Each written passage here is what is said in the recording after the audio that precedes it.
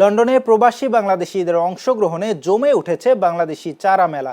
গত ১০ মে উৎসবমুখর পরিবেশে বাংলাদেশি গার্ডেনার্স সোসাইটির উদ্যোগে পঞ্চমবারের মতো আয়োজিত এই চারা মেলা অনুষ্ঠিত হয়। পূর্ব লন্ডনের বার্কিংয়ের মেইজ ব্রাক পার্কে অনুষ্ঠিত চারা মেলায় প্রায় ৪০টি স্টল ছিল।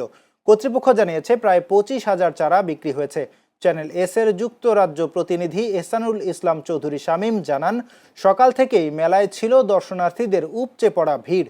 মেলায় দেশীয় নানা ধরনের সবজির চারা স্থান পেয়েছে।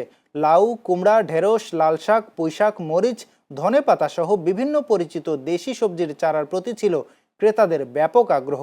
প্রবাসীরা নিজেদের বাড়ির বাগান ও বারান্দায় দেশীয় সবজি চাষের জন্য আগ্রহ ভরে চারা সংগ্রহ করেন। আয়োজকরা জানান, প্রবাসে বসবাস করলেও দেশের মাটি ও স্বাদের প্রতি মানুষের টান দিন দিন বৃদ্ধি পাচ্ছে।